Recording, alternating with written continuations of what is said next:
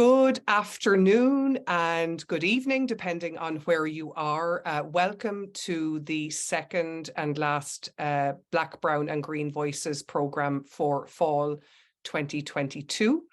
I'm Dr. Miriam Nihan-Gray, and I'm honoured to be with you again today to share in a conversation with Professor Herman D. Farrell III. I'm going to formally introduce Herman in a moment. And before I do that, I'd like to thank the team at the Glucksman Ireland House at New York University and at the African American Irish Diaspora Network, who are the home sponsors of this series, for their support in mounting the programme. And I'd like to also thank our promotional partners, NYU's John Brademas Centre, especially Tom McIntyre and Polly Terzian, and at New York Public Library, Schomburg Centre for Research in Black Culture, Sonia Richards and Joy Bivens, and everyone there. We're such fans of what you do and grateful for your promotional support. Today's programme will roughly run for between an hour and 70 minutes or so. We will try and take some questions, so please don't be shy. Please do use the chat function or the Q&A function. I will do my best to keep an eye on that to see as questions may come in. And if you guys are kind of shy at posing questions, I'll keep chatting to Herman and delighted to do so. Herman Daniel Farrell III was co-writer of the award-winning and critically acclaimed HBO film Boycott about Martin Luther King Jr., Play Productions and Awards, Civilian, 2011 New York International Fringe Festival, Rome 2004 New York International Fringe Festival, Portrait of a President 2002, Bedfellows, the Flea Theatre, the Echo Theatre Company, Precipice, all over Pollock overall at the Empty Space. I'm after skipping over there some of the theatres. He was for his play Supremacy was a semi-finalist for the 2018 National Playwrights Conference of the Eugene O'Neill Theatre Centre.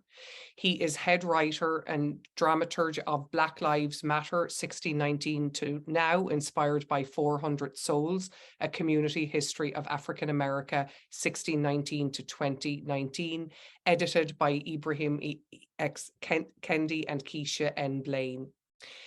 He has been awarded a host of recognition awards by national institutions, and he is working on Way of Life, a biography of Lloyd Richards, and will present a book chapter, A Raisin in the Sun, Making the First Waves at the International Conference on Visual and Performing Arts in Greece. Sorry, that was just done.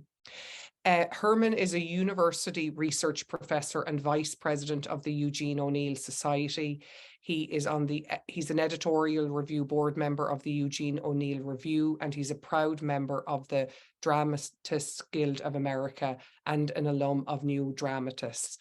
Suffice it is to say, in terms of all things theatre, and in particular Eugene O'Neill, we're in very safe hands.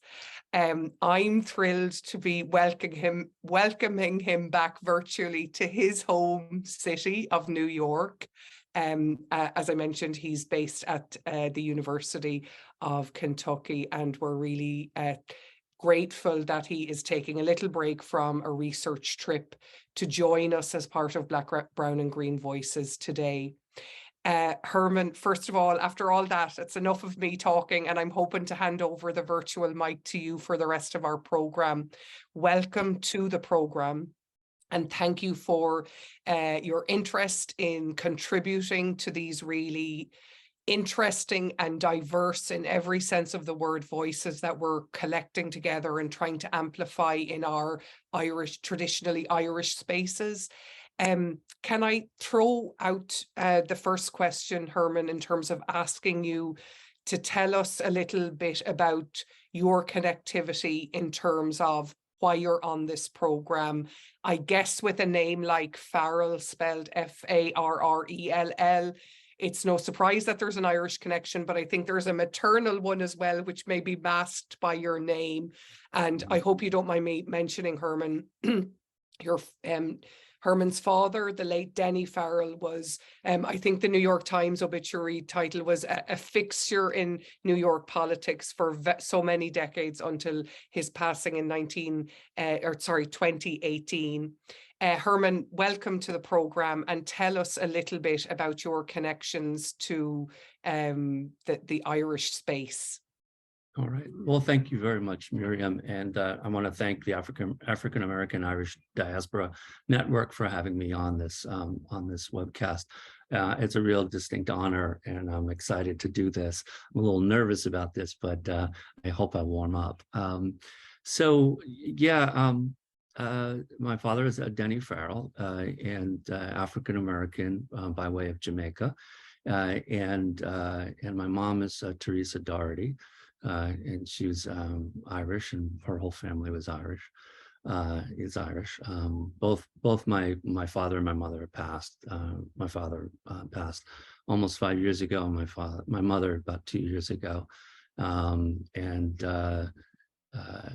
I had an interesting upbringing, and I think that's probably the best way to explain who I am and how I think of myself and how I live in the community of the world. My parents met in the 50s in Washington Heights, which is a very multicultural community. My father's family had moved there in the 1930s. Both of his parents were Jamaican immigrants. My grandmother was a Patterson, Scotch-Irish, and she had grown up in Port Antonio, Jamaica, and then emigrated to the United States around 1928, 29. And she met my grandfather on my father's side, Herman Daniel Farrell Sr., in 1930 or 29, stomping at the Savoy in Harlem. And he was actually from Panama. Interestingly enough, he was brought up in Panama. His mother was Jamaican and also from Sierra Leone. So I haven't traced her entire ancestry because it doesn't seem to be documented. I'll have to make a trip to Jamaica at some point to see if I can find her. Her name was Jenny Roden, and she lived in St. Anne's Bay in Jamaica, and then eventually went to Panama to work on the Panama Canal. Variety of Jamaicans and folks from Sierra Leone made their way as well. She's an African woman. I met her when I was a kid, when I would visit down in Jamaica as a Black woman, and she died around 1970, 1971, and I believe she was in her, again, since I haven't found her records, she might have been around 90 at the time that she passed. So she made her way to Panama and worked in the Culebra Cut, and there met my great-grandfather, William Bernard Farrell, who's an Irishman, he was not born in Ireland, he was second generation, and I've been able to trace his family. His family lived in Chicago. He's from a large family, and I think it was his father had come over during the famine, and he had come out of County Meath, if I have that correct in terms of the pronunciation. And he was a John Farrell, and so I've been able to trace him and his wife as well, who interestingly enough was a Doherty on the other side of that. And so William Bernard Farrell was a real adventurer. I've heard stories about him from both my grandfather and my father, and he had made his way to Panama when the Americans went in after the French had left and helped with the construction there. And so my grandfather, Herman Daniel Farrell Sr., was born in 1909 in Panama, and he lived there. They were never married, and his mother had another child with him, and she actually had another set of children. And so he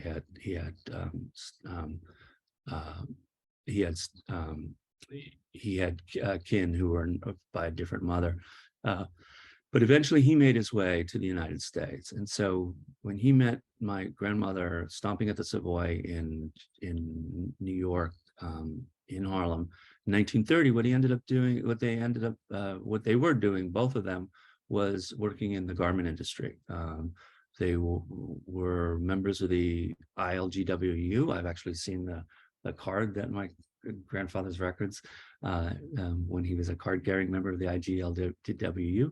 So they worked in shops not that far from here. I'm right now on 50th and 7th Avenue, so just downtown from here in the garment district is where they worked. And they would spend their time stitching and doing their work in this industry.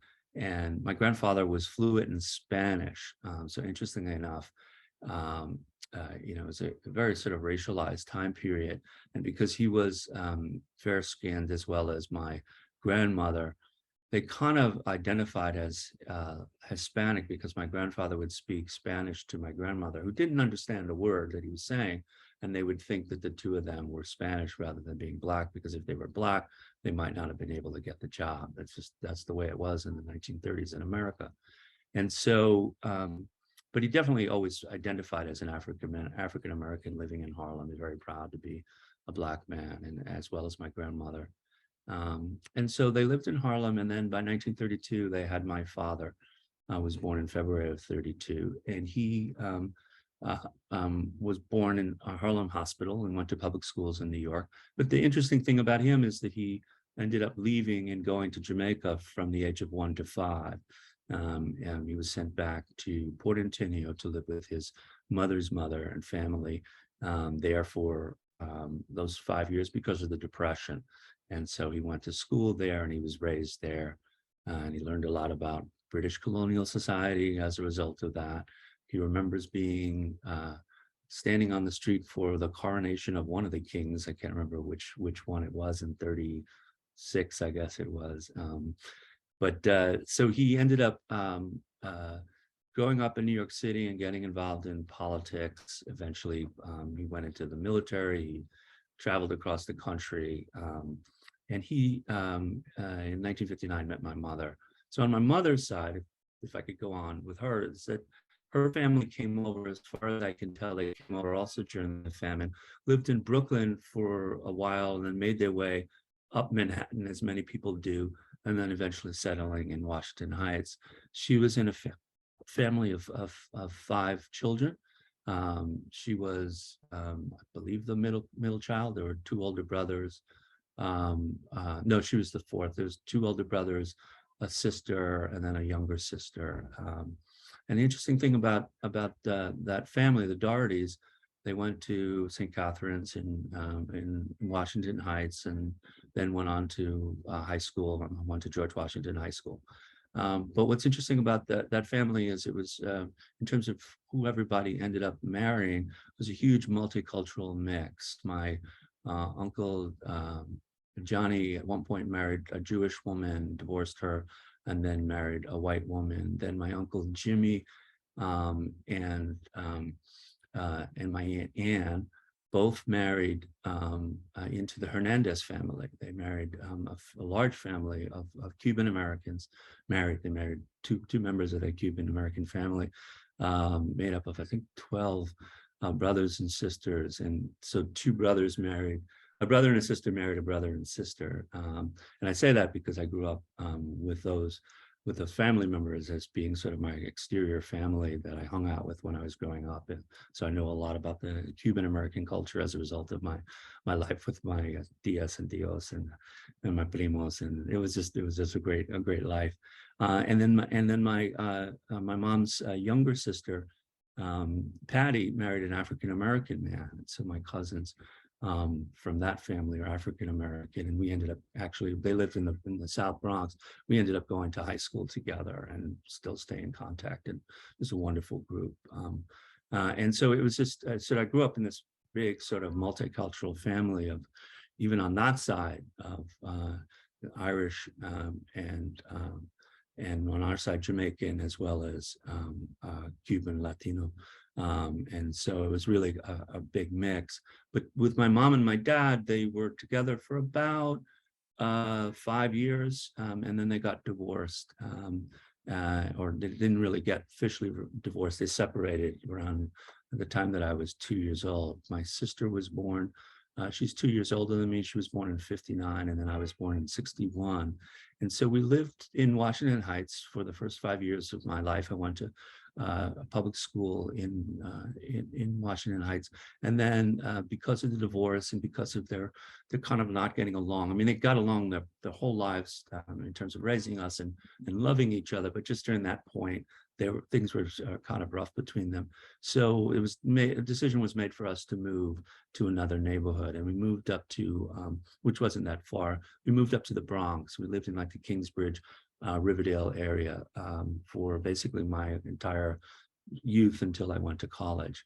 And so growing up there, was in North Riverdale for a while, and was in a community that was pretty mixed, mostly white, but mixed in terms of it being Jewish American as well as Irish American. And a lot of Irish American friends, the Nugents and the McCarthys. I hung out with the Nugent brood for many a time and had great times with them. And so, so growing up with all of that background, in terms of my Irish, can I move on to that? Is that all right if I Yeah, give it the sure. Can background? I Yeah, go just ahead. ask you, Herman? No, it's fascinating, and I we've spoken before, and I didn't realize just how many tentacles there are in terms of the connections to Ireland via different places as well. Mhm. Would you say because the kind of context you map out there, Herman, so well in terms of your family, you speak to that kind of multicultural, that kind of intermarriage, and that's a little bit at odds with our assumptions of kind of marriage patterns of the Irish in that period. Would you say that your family's experience was like exceptional or different, or did you not remark on that at the time just because of it was it was your world, if you know what I mean? Do you know what I'm trying to ask? Yeah, no, you're right. I mean, that's absolutely correct. I mean, among like the Nugents and the McCarthys and the other Irish that I was meeting, we were definitely different. But within my family, within the enclave, even on both sides, and both my parents, I was hung out with my grandmother and grandfather, the Jamaicans, and then on the Irish side, I never met my grandmother. And well, my grandmother I met, she passed just when I was like 5, but my grandfather I had never met.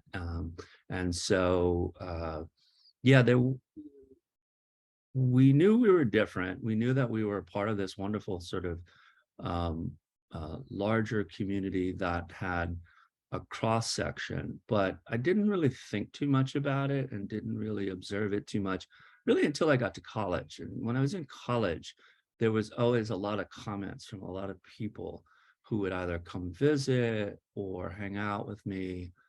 They would be like, wow, your family is really interesting. And I would be like, oh, really? Isn't every family like this? You go through that when you're 18 years old. And of course, as I've gotten older and I've spent time even writing about these things, I do realize the unique nature of my community, my family, my tribe. I mean, we're just, we are honestly the really great American family because we Yeah. represent so many different cultures. Yeah, and no, it's great, and I totally get that in terms of like it's your world, so you're not kind of conscious of it in that way until other people remark or whatever. But say, for example, do you know, Herman, that if like when your parents married in the 50s, right? Like, as your father's, he has an Irish background and whatever, but my sense is he probably self-identified quite proudly as a black man, a man of color, probably didn't, or well, whatever term he Right. may have used at the time. And your mother was presumably, white presenting Irish Caucasian background. Do you have any sense of like what it was like for them to be in a mixed race marriage, you know, in that time, because that's early, you know what I mean? Now we know, and the reason I love doing these interviews, Herman, is because we know families like yours are out there, and part of what we try to do with this series is to kind of shed light on the diversity that's been there under our kind of noses, and we haven't recognized it, as well as talking about some of the historical issues that have, you know, come up against, you know, kind of mixed families at times. Right. Well, it's interesting. I mean, now that I've looked back on it, you could see that, you know, when they got married, their right to be married was outlawed in 13 states. And you remember when I got to law school and understanding Loving versus Virginia, which allowed for interracial marriage in 1868 by the United States Supreme Court. It suddenly dawned on me, I'm like, okay, I was 7 years old at that time, so I was illegal, my sister were illegal. I mean, I don't know if that's the right term, but there was a prohibition against our parents being married and us even existing, I guess, as a result of that. And so, but Washington Heights was just very unique during that time period. I'm not going to say that it didn't have racial turmoil and it didn't have, you know, things going on even between the communities, but the way my mom was growing up, one of the things she always said, she said, when I was going to Stitt and going to George Washington, all my girlfriends, all my friends were Black. And so she was already sort of integrating into the Black community, accepted. Honestly, a kind of a sister for a long time. She got protected. At one point, there was something happening on the block, and some guys were coming after her, and a whole bunch of Black women came out and said, you know, Terry's with us. And so she got left alone. So and then again, I've told you about the entire family in terms of who everybody married, and they were all marrying during this time period. So they all faced that kind of pushback, but not as much as if they had lived in other parts of the country. Now that I live in Kentucky, I've lived in Kentucky for 20 years. It would have been a whole nother thing if they were raising us during that time period. So, and then I was meeting other sort of biracial children along the way, even in Riverdale, and sort of picking up on what was like for them. Myself, it was different because of the way I presented as looking like a white kid.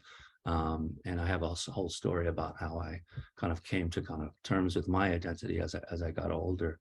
But the only other thing I could think of, just even in terms of race in America and how the family was treated, one of the blunt things that happened, and it is within the family, that's pretty sad, going back a generation, is my grandfather, when he did come to the United States in 1929, 1930, he was in contact with his father.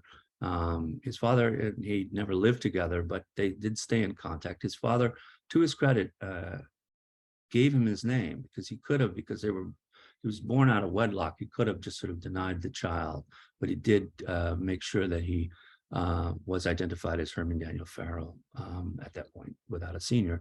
And so they had a relationship together. And what happened was my grandfather said to, my great-grandfather said to my grandfather, why don't you go to Chicago and visit with the family and go see my sisters? And so my grandfather got on a train and went to Chicago in 1930, I believe, to go visit his family. And he showed up at the house. They took one look at him and they told him to go around the back. And my grandfather turned around and went back to New York. And that was the last time we had contact with that side of the family. And I heard that story growing up. I heard it on the day that I got married. And so I have to honestly say there was always a little tension there with my Irish background because of that. I've subsequently learned that that was obviously an outlier situation, and that was maybe interestingly more tied to Irish American treatment of African Americans rather than Irish treatment of Americans, because they were by then third generation Irish, but they were considering themselves Americans and buying into the 1930s notions of a kind of apartheid system. And so go around the back was what he was told, and he refused to do it. And we have had no connection with that side of the family. I'm thinking about writing a play about it at one point, or finding a way to contact them. I've actually found them recently in the last 5 years on Ancestry. I actually have actually Google mapped the house so I could see exactly what it looked like. And honestly, it breaks my heart every time I think of it, because it's just a sad thing. And it's interesting that my grandfather, on my wedding day in Jamaica in 1999, reminded me of that story.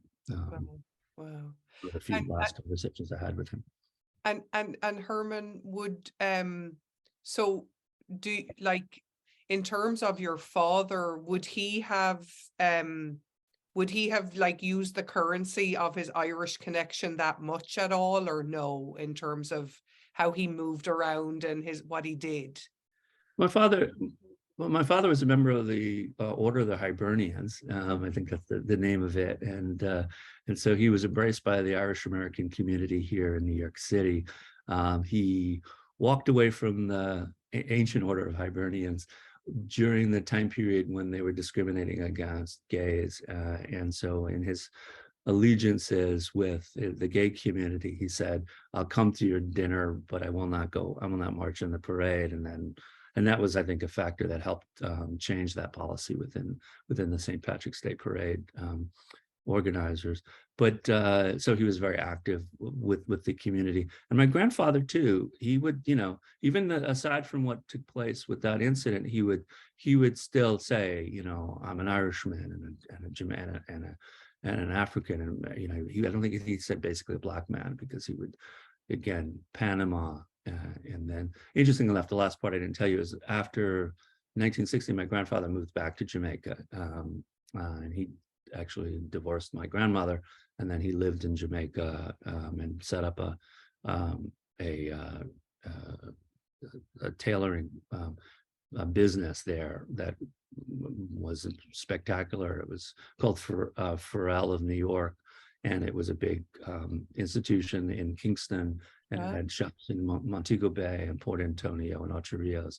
And part of my life was refusing my grandfather's plea that I take over the business, as well as my sister went through the same thing. I sort of wish I had done that. It might have been living a lot warmer.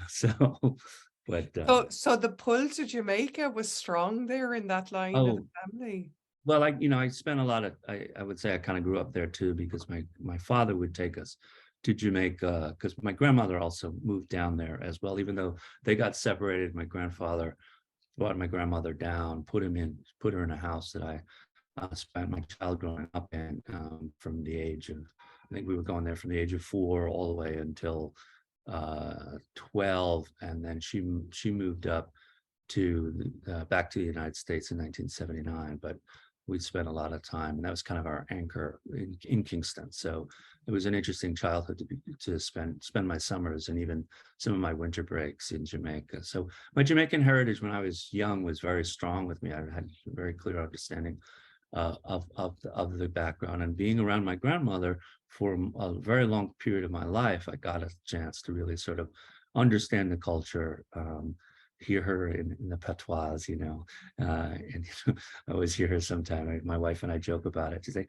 "One thing, man, one thing." She'd just talk about one thing with regard to things that you need to focus on. And she stays with me still to this day because of gardening. I mean, I've now lived in a rural environment, and I have a beautiful garden in the backyard, and I do what she used to do. And I used to kid her about it because she had plants in her apartment in Washington Heights. She had a beautiful garden in Jamaica.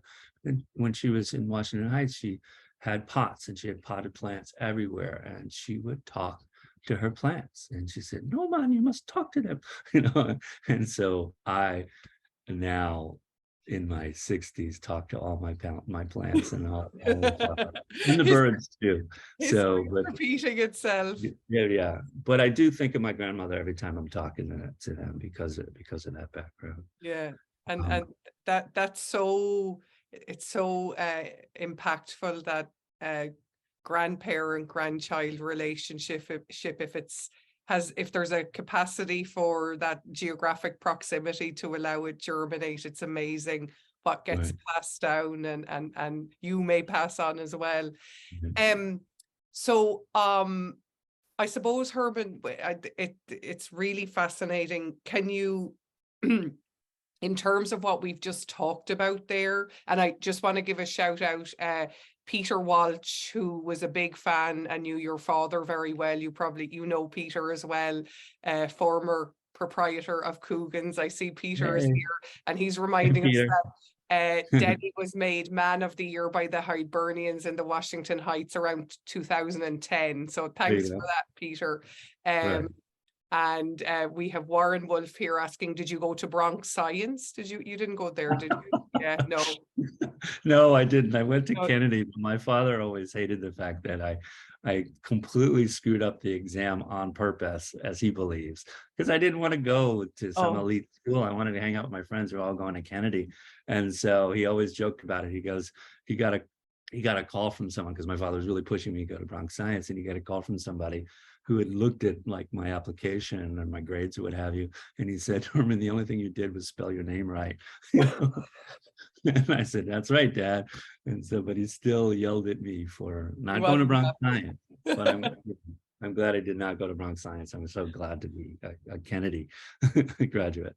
Well, actually, that's a nice segue, Herman, in terms of what we've talked about there and this kind of fantastic New York upbringing and these international, kind of staccatos or reverberations in terms of the family's movements and kind of movement over time. And fascinating to hear of your father. I don't think people realize actually how many kids were sent out of New York to places like Jamaica. We've come across it in the Irish community as well, of kids, people kind of, it boggles people's mind that you might send them back to 1930s Ireland at the time, but Right.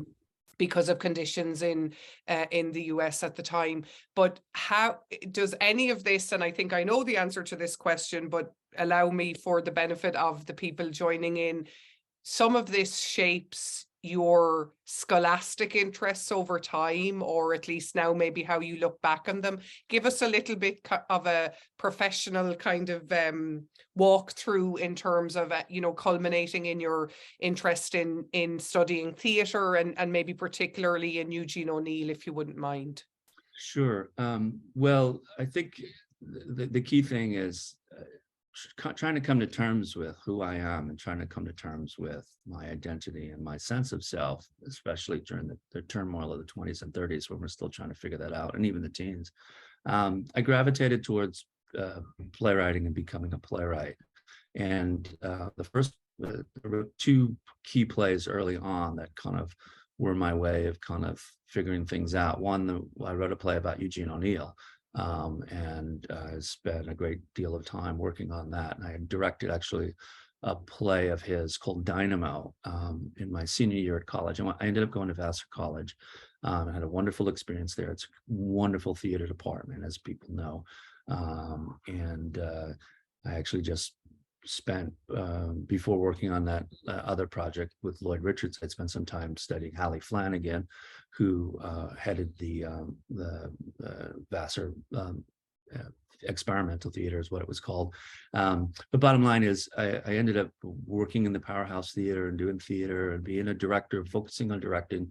And I suddenly found myself wanting to direct a project, and I was given the opportunity to direct a major main stage show in the Powerhouse Theater, and I did this play called Dynamo by O'Neill. Probably his worst play ever. Some people online might debate me with that if there's any O'Neill scholars on the line. But I didn't know how bad it was until I actually did it. But I'm glad I did it because I spent a lot of time studying his life and his work. And if you know, many biographies have been written about his life. And so there I was learning a lot about my Irish heritage, honestly, just through the readings of his father's story of emigrating from Ireland, and his grandfather's story as well. I recently had the opportunity to actually go down to New Ross in Ireland to attend an O'Neill festival there, and then visit near his family homestead. So that there's that connection. But then the other play that I ended up writing after I wrote a play after I graduated from college about about O'Neill called Dreams of the Sun. It was done up in the Upper West Side in a small little Greek Orthodox church on 90th Street. And it was one of those kind of productions where all your college friends help you put the show on. And it was fun to do it. It was really long. It was in the heat of the summer of 1984. It was god-awful hot. And it was a god-awful play. It wasn't very good, but it had one moment in it that actually was good writing. And I remember when I wrote it, I could feel it. I was in what we call the flow. I knew that when I was writing this, that there was something coming out of me and I was really experiencing the moment. As Stanislavski talks about experiencing moment for actors, I think playwrights do the same thing. And so that just kind of made me say, well, maybe I'll keep writing it. Because when I first started writing it, it was just a play. I wanted to write it and I'd be done with this thing called playwriting. But when I got to that moment, I started to realize maybe I could be a playwright. And so I ended up going to grad school. And then the next play that I wrote was about my mixed identity. It was a play called There, There. And in that play, there actually it was based on an incident that took place in my family home just a few years earlier, where there was a kind of a battle between myself and my sister, who I love so much, but we just got into this big discussion about our heritage and our identity. And so I wrote this play about that, and I had within it characters very similar to my father, character very similar to my mother, and my grandmother was represented in that play as well. I had a wonderful actress in it. So I was sort of exploring my identity through that play, and I've written a couple of other plays that I call my family line of plays. So in answer to your question, I've made my way to the arts, and I think a lot of playwrights do, since I now teach playwrights, in order to harness the chaos of everything in here and everything out there. And it's for me, and I think for a lot of the students I sit in a room with who are making their way into playwriting, it's the best way to kind of deal with your demons, to deal with your issues, to deal with your culture, to deal with your community, to deal with yourself. And I wouldn't be doing anything else other than writing plays, other than now writing a biography. But did that answer your question? I'm not sure. Yeah. No, absolutely, Herman. No, that's fascinating. I suppose, I mean, I guess it's you know, what is there something you can describe in terms of O'Neill's work in particular that has really really kind of, he has obviously drawn you in over time, Right. but was there something in particular? I suppose you described that some of those early dalliances with his work very impactful for you. Sure. So when I was writing Dreams of the Sun, I lived in my father's apartment up in Albany, and I went to the New York State Museum. And this is 1983, 84, and this is before there's the publication by Modern Library of America of the canon of plays. And so I literally went through every single copy of every single play that he had, and they had all of them, all the different collections. And I read his entire body of work over about a 2-month period. And what I was seeing, of course, with Long Day's Journey into Night, but even the other plays, and through the biographies at that point that I was reading by Schaeffer and Gelb, and the Gelbs, I was seeing this connection between life and art. That he was finding his way to do what I was just saying, which is to harness the chaos of his life, and to wrestle it to the ground, to figure out a way to understand himself, even though early on it wasn't clearly autobiographical, but it was. I mean, the sea plays were coming out of a place of his own sort of experience, that he'd gone to the sea. But in many of the other pieces, as you make your way through it, you can see that connection back to the autobiography and to his own particular life.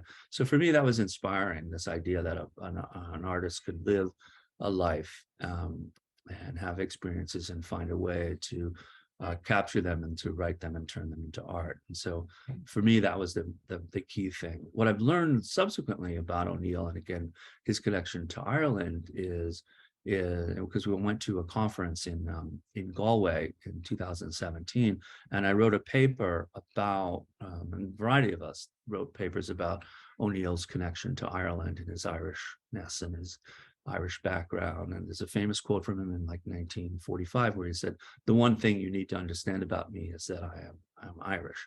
And he distinguished himself even from his children. He realized that his children were a generation away and were disconnected from Ireland, but he still felt, because of both of his parents who spoke with a brogue, his father worked his brogue out of him, his vocalization, because he wanted to work on the American stage, and that's unfortunate that he had to do that. But those were the days in the 1860s, 1870s.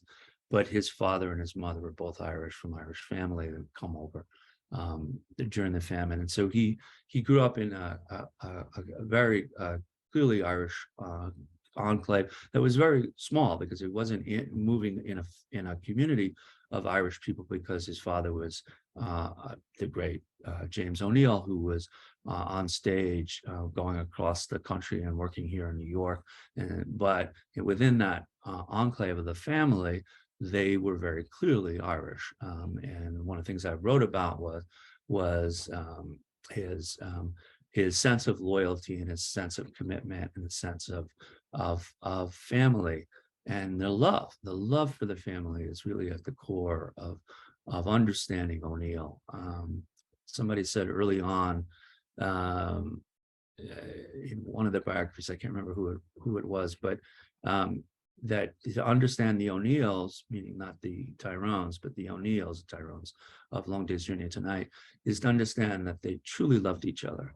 And if you think about it, and you spend some time understanding the biography and the amount of time they spent together, that they would always go into a hotel room together, they'd always spend time, and Long Day's Journey to Night is chronicling that, the fact that they're all together and they're older. The sons are older, and there's no reason for them to be there. They're there maybe for financial support, as a lot of kids are always back at the home for that, but they're there because they love each other, and they truly love each other, and that's what destroys them, is that their love makes it so difficult for them to walk away. I always sort of quote, I think it's the Sex Pistols, if I've got it right, but that famous tune, "Should I stay or should I go now?" Dan, dan, dan, dan. So that notion of should I stay or should I go, I think, is at the core of any family and family drama. It's like we always have the ability to walk away, but we don't. And why don't we? It's because of the love. And it's not just because we're told you stick together in family, it's because you really believe it. And the O'Neills believe that, and the Tyrones, of course, believe that as well.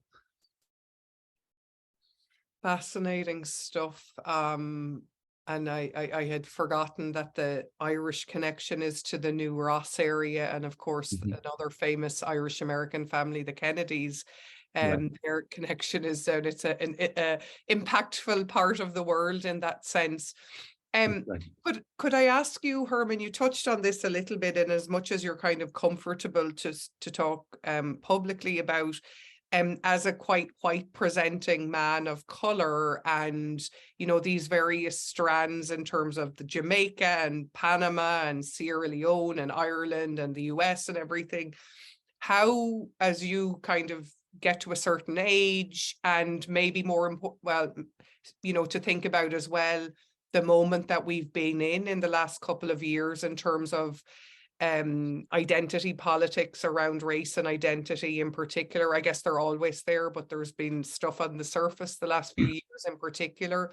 What has been your big takeaway, or have there been big moments for you in terms of how you navigate it, or present yourself, or celebrate the varieties, or I guess, I suppose, you mentioned earlier kind of embracing your Irishness a little bit more than maybe in an earlier part of, was there a catalyst around that? Right. Well, I have to go back to my youth in terms of this journey, because the interesting thing about identity is that it is a fluid thing, and it's fluid not only because of your own sense of self and as you age. I'm in my early 60s now, but also in terms of the way others perceive you. I've really come to understand, and especially with a child growing up, and being a parent, and watching my child figure out who they are. It's been a very interesting kind of process to really kind of key in on the notions of identity, and it all has to do with your sense of self, how your parents treat you, how you're treated around the home, and then you go out of the home, and then you're suddenly out there among friends, and how are they treating you, and how they're perceiving you. And God bless the young people of the world over the last 20 years who've had to deal with social media, which is just a whole nother thing in terms of trying to figure out who you are and where you belong and how you present and how you're identified and how you're perceived.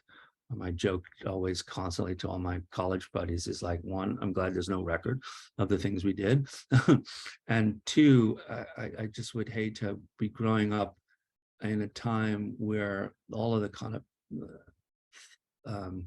paranoia and all of the insecurities and all the awful things that you go through with adolescence were compounded with the fact that I could go and actually see what I suspected online. You know, I just can't believe that. But going back to my youth, as I was sort of going through life, I was within communities being well known as being part of the African American community, and then going out into other spaces and very clearly not. And I was in the Boy Scouts in the Bronx, and went to a couple of events and participated in a couple of things where I had my first brush with just straight up racism. The first one was a Boy Scout leader sitting around a table telling a story. He called it the brown chip test, and he was talking about, he said, I work in the welfare office, you know, I guess in his day job. And he said, you know, we use the brown chip test for deciding who gets welfare.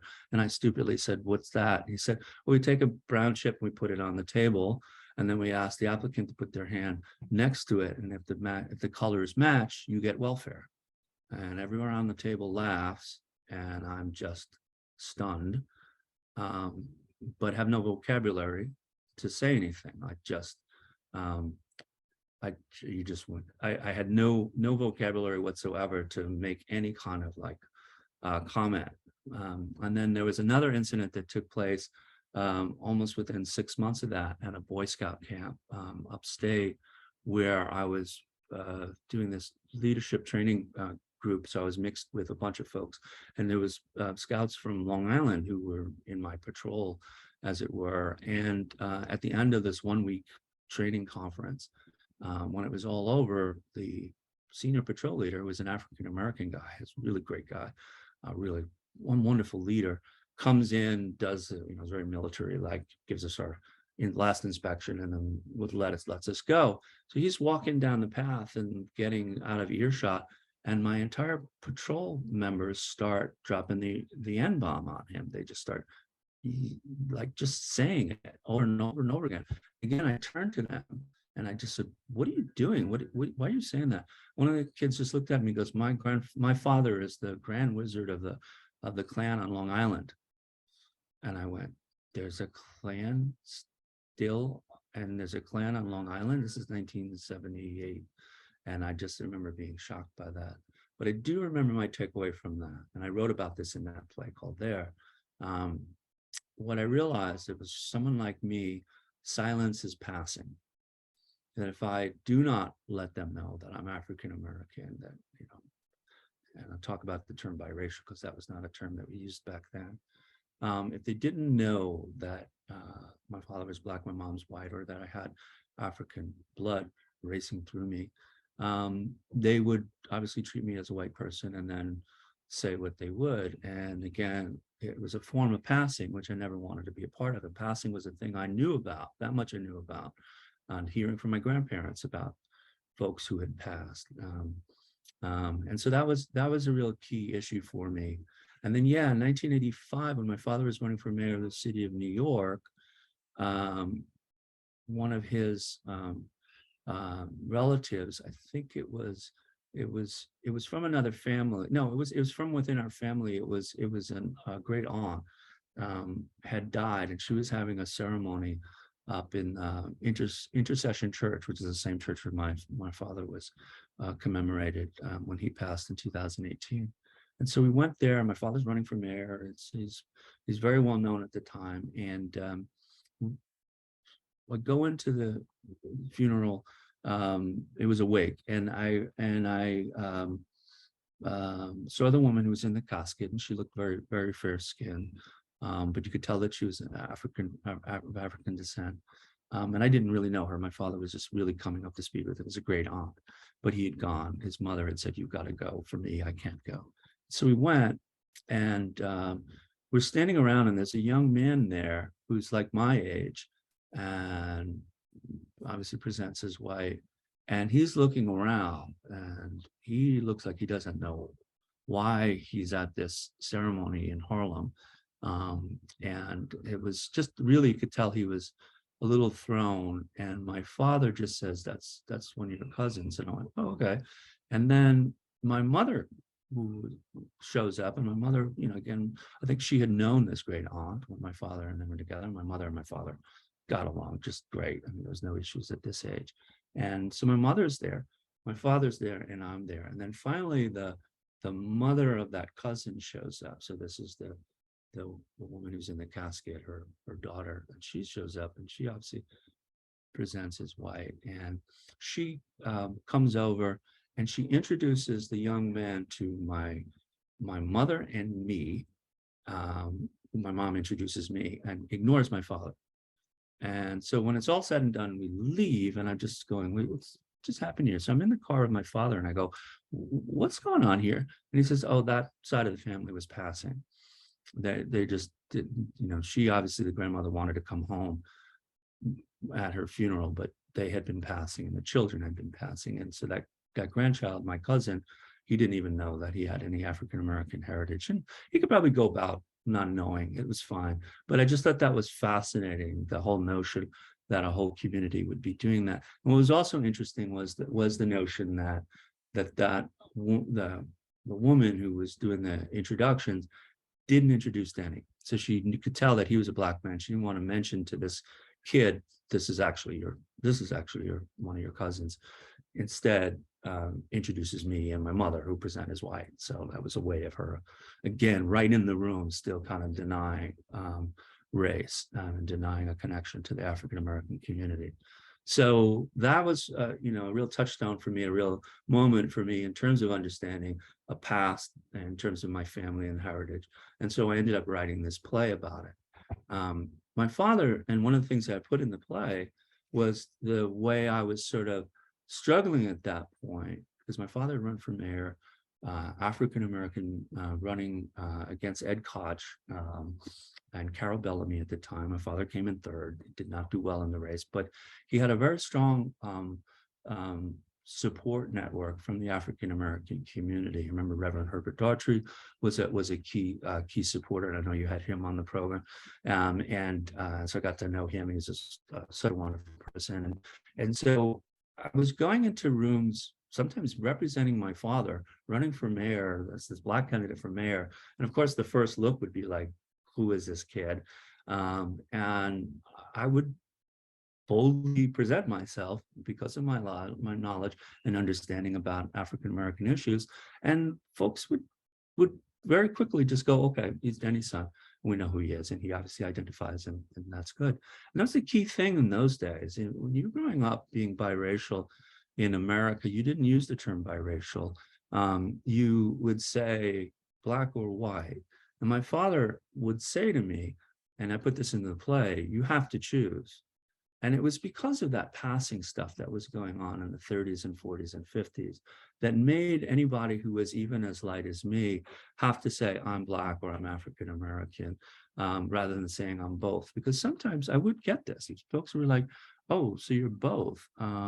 So which do you favor?" It was that kind of world in those days. And if you said "I'm biracial," there would be kind of a step back within the Black community to say, "Well, he's not really fully identifying and not really with us." And it's unfortunate that that's the way it went, but that was the way I grew up and the way I was being taught to think of myself. But I was having a problem with that because I put this in the play, I was having a difficulty not identifying or connecting to, not even at that point, my Irish heritage, but just my white side and my mom at that point. And the Irish side of it wasn't really even prominent because my mother wasn't really clearly connected to her Irishness. She used to say to me, goes, we jumped into the melting pot and we were just kind of Americans. That's the way that family was kind of raised.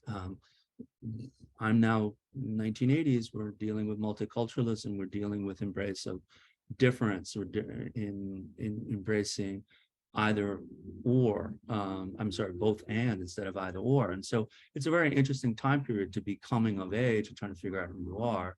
And so I was writing about that and trying to address all of that. And my conflict in the play was, again, a big moment between myself and my father, my character's name was Woody at the time. It's basically saying, Dad, I'm sorry, but I just, I'm having difficulty basically presenting and being able to identify, because I'm getting some pushback from time to time when I go outside of the cocoon. And I related one important story that I want to share. It's actually across the street from where I am right now, this hotel that's across from where I am right now. I met Jesse Jackson in 1985, and he had come and supported my father for mayor. I had worked and on Jesse's campaign in '84. And so I'd run into Jesse a couple of times. And I remember there was one moment when Jesse was getting out of the car, we're getting ready to go upstairs for a meeting. It was just me and him waiting for a couple of people to get out of the car and go. And he turned to me and he just said, "Brother Herman, how's it going?" And it took me, because, I was being fully accepted and part of the community that I wanted to be a part of. And just as I'm getting emotional here in the play, I relayed this moment to my father, and I related actually to my actual father, not just the character in the play. And I said, "Dad, I can't carry that with me. Meaning I can't carry that sense of like who I am with me wherever I go, because I'm always going into other rooms and I'm going into other spaces where suddenly I will be faced with somebody who does question my authenticity as an African American, as well as at that point not identifying as Irish as clearly as I am now." So that was my stage then in my 20s and 30s, where I had to kind of like deal with it. And it wasn't a way of saying I don't want to identify as African American. It was a way of saying I just need to sort of make sense of all of this. And then as I got older, I just felt more comfortable, so I was still at that phase that I still to do it in many spaces where I'll just drop it in. I'll let people know that I'm African American, just to kind of stop any kind of craziness if I feel like it might be coming. I have to do it in the New York City cabs all the time. When I was living in Harlem, people are like, "Why are you going up there?" I go, "Well, I'm part Black and I'm I'm driving up." But long story short is that period was a kind of a key turning point for me to really figure out who I am and where I belong. And then as I've gotten older, and as my mom said to me when I hit my 60s, she said, "Herman, when you get to 60s, you're not going to care. You just don't. You don't care about any other people and what they think about you anymore." And I said, "Okay, thank God that's about to arrive," and it has. I've gotten to a point. I do still care. I do want to be identified as part of a community, but I do get that when I'm especially in Kentucky, where I'm not even known as the son of Denny Farrell. In New York, I'm well known. I'm within the Black community there. Folks have to know who I am before I'm kind of like, let's say, accepted.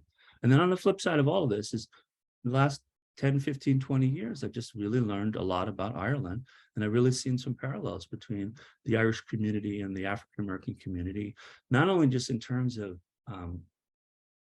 all the oppression that we've all dealt with, and the centuries of oppression. And for a while there, I was a little nervous about that as being my way of even identifying as African American. I studied the history. I studied the oppression steeped in Black history. That was one way I could feel like I could be in a community where you drop a name and I'm like, "Oh, I know who Paul Robeson is, and I know who Du Bois is, and I know everybody going on back." And so I could kind of like, find kinship that way. But even within the Irish community, the same thing. But the other thing that's really popping up right now is one, first of all, biracialism and the notion of multiplicity of identities and intersectionalities and all of that it's a great world. And it's a really, I think, a better world for young people to be growing up in. But oh, I forgot where I was going with that.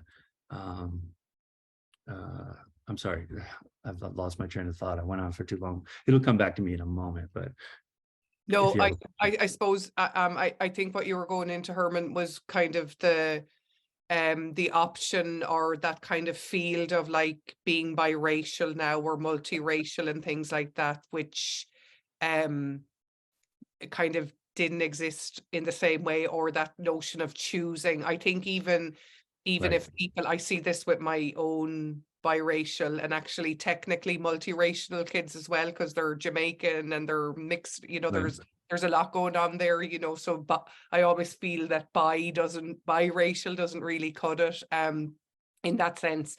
But that there's more acceptability and openness to, like, I've heard that quite a lot, Herman, in terms of like, especially in the African American Irish diaspora network spaces, where not only obviously part of the drive in this is to kind of open up Irish spaces to embrace the diversity that has been there historically and right, exists today, but also then for people who present as Black right. or brown or whatever, that they can feel, relaxed in spaces where it's like, oh, you're not trying to deny that you're a Black man or a brown man, in terms of like, it's okay for me in this space to celebrate both in that way. And I guess those kind of spaces didn't exist historically. No, they didn't. And I did remember that last thought I had on this, which is, so for a while there, I was just thinking even about both cultures, about notions of identity through an identity of history of oppression and all that went with it. But then as I've gotten older and more as I understand cultural studies and understand community, um, the big word in the Black community now is Black joy, and that piece that we just wrote about Black Lives Matter, we had a huge section about, we just want Black joy. We don't want to like have to identify with all of the oppressive acts that have happened historically. What else can we be talking about, and how can we be celebrating our heritage? And so it's not new. If you go back to the Irish Renaissance and then the Harlem Renaissance, which again were very much connected. My friend Rob Dowling, who wrote the last great book on Eugene O'Neill called O'Neill: A Life in Four Acts. He and I were just talking the other day, and he said to me, he said, Herman, the Harlem Renaissance scholars and artists were mindful of what had been happening with the Irish Renaissance just 30 years earlier. So this idea of a celebration of community, a celebration of the culture, a joyous celebration of the community and all that comes with it, and a real understanding of what it is to be Irish or to be Jamaican or to be African. Of course, I've studied August Wilson, and August Wilson is really digging into that notion of what does this mean to be an African? Lloyd Richards, when writing this biography about, was really into that question of like, what does it mean? How are we different? Not in a way that it's not meant to be exclusive, but it was meant to say, well, here's a part of what comes to us because we're African, and here is what comes to us because we're Irish. With the O'Neill study, I saw that he was really saying, yeah, our sort of collective, we called it clannish behavior, is an asset. It is part of the way we protect each other, and there is something to it. It is about communal love. And then within the African American community, there's a variety of different factors, both of them with the gift of gab and the ability to eloquently state comments and to kind of, mess around with each other and all that sort of stuff, the comedic side of it. Of course, the food and certainly all of the other things that we learn about in terms of our culture. But now, just as I'm getting older, I used to look for history, and I used to look for studies of our people through books, and instead I just look around. And if you just look around at the way we treat each other and the way we commune with each other, there's something very distinct and wonderful about it. It's not exclusive or exceptional. It is exceptional, but it's not exceptional to the exclusion of others. It's just the wonder of our heritage. And I've, at 61 and maybe the last 10 years, I've embraced both really wonderfully. Herman, this is such a treat, and I'm so grateful on my own selfish behalf and for the people who are here live, and I know many people will tune in later on the NYU YouTube channel. There's some great comments and questions and things coming in here. I'm conscious of time and I don't want to go for too much longer, but Right. Brianna here has asked as a play, well, she stated, and then a question. Actually, I'm presuming Brianna may be male, so apologies. So anyway, as a playwright, I was fortunate to visit Ireland this summer and gained a lot of inspiration I couldn't find in the US. Along with your work, are there any other Black Irish playwrights you could recommend, and where can we find your plays as well? That's interesting. Um, well, Dale Landersmith, I think, is part Irish. And I think she's written, interestingly enough, I think she went out of her way at one point to write a play that was about the Irish community. Am I That's correct right. about that, Yeah, Dale? Yeah, you're right. yeah, Actually, I must reconnect with Dale. I've run into yeah. her. And I'm just trying to think of anybody else. But yeah, trips to any field trip, I have to say, anyone's listening to this, I'm actually getting ready to go up to Lloyd Richard's neighborhood just to walk around. He lived in on 95th Street for most of his life when he lived in New York. Field research is just an amazing thing. If you just go out there and you just walk around and see things. I went to Dublin, I went to Galway, I've been now down to New Ross. I get Ireland all of a sudden. I never did, obviously, and it's in me. Of course, my Jamaican background. I've got Jamaica in my bones. When I was doing Boycott for HBO about Martin Luther King, I went to Montgomery, and all of a sudden, just walking around the town, seeing that the town itself was on a hill, and at the top of the hill, all the white people lived, and at the bottom of the hill, all the Black people lived, and that's where all the churches were. And then even really seeing, interesting enough, the legacy of racism in Montgomery. There, the Holt Street Baptist Church, which was the place where Martin Luther King gave his famous December 1st or December 5th speech, where he really took over the organization. It's the groundbreaking moment when they decided to stay off the buses, and they wouldn't do that for 13 months.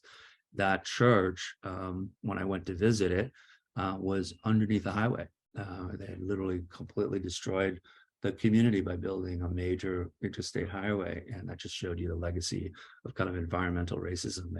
And then every other area within every other major building, like Reverend Abernathy's church, there was a police station built around it.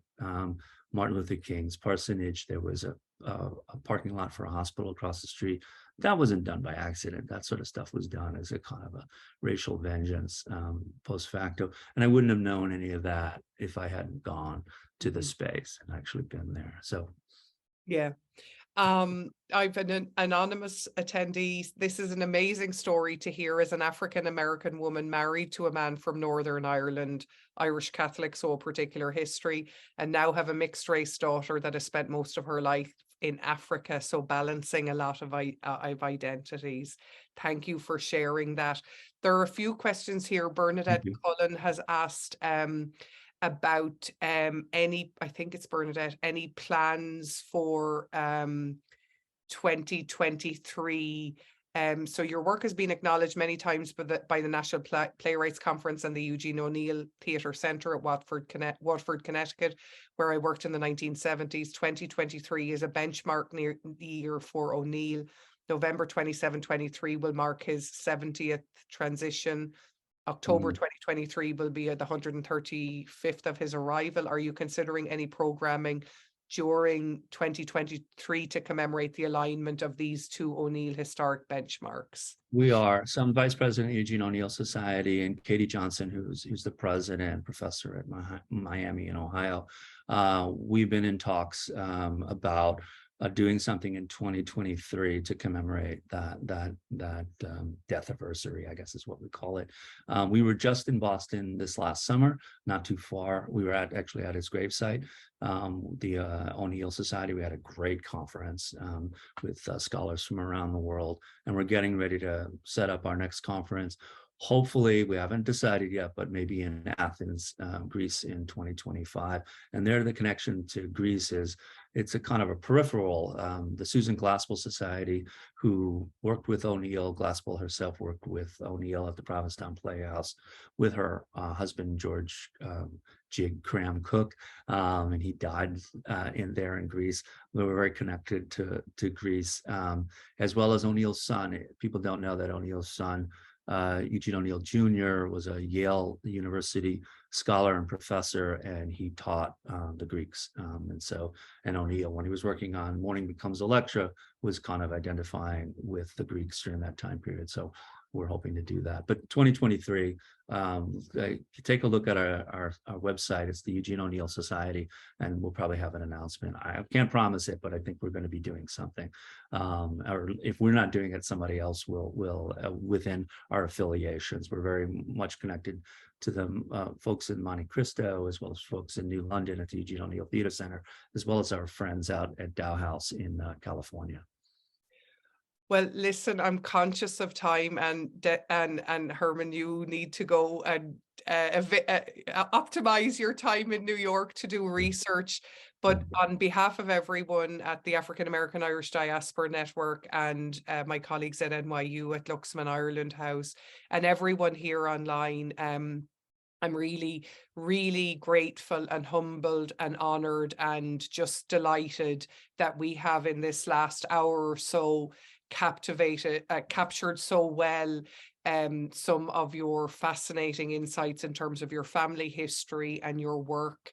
And I hope that listening to this will be inspirational for playwrights and biracial people, and as we think about the fluidity, that's so nicely, as you put it, the ease with which we spend a lot of time kind of cutting and parsing and making ourselves different, but the ease with which we wear our identities really every day is something that you I suppose you're the embodiment of. And honestly, Herman, thank you for doing this. I know you've given time to me before, and I'm really grateful that you're in this lineup with Reverend Herbert Daughtry and many others who it's really interesting New York history, and your family documents a very interesting moment and gives us a very rich example of the multiculturalism that has existed in the American experience, as well as the other aspects. So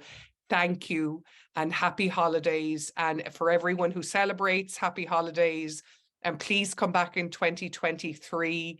And thanks again, Herman. And we look forward to some more of your work and to this biography. When is it due, do you think? How far in are you?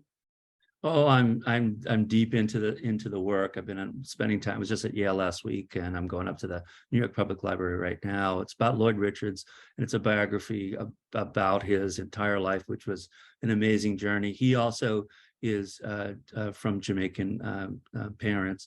His mother and his father emigrated through Canada into Detroit, and then, as people know, he was the first. He was the director of Lorraine Hansberry's Raising the Sun. He directed more than half of August Wilson's work. He was the dean of the Yale School of Drama, and also the artistic director of the National Playwrights Conference, where I met him and had a chance to work with him 3 times in 94, 95, and 99.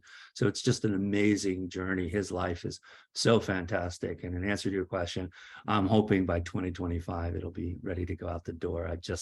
I'm still right now up to the 1980s. I haven't even gotten to August's work yet, but it's a fascinating run because he was at Wayne State University. He was a Tuskegee Airman. People don't know about that, and he was in New York in the 1950s, just sort of pounding the pavement as an actor, and then turned towards directing. People know a lot about the latter part of his life, but his entire legacy and his influence, the people that he touched, it's just fascinating. I could basically, if you know, every actor on the planet who's at least over 40 or 50 somehow either worked with him or has a connection to him, the sort of the well-known ones.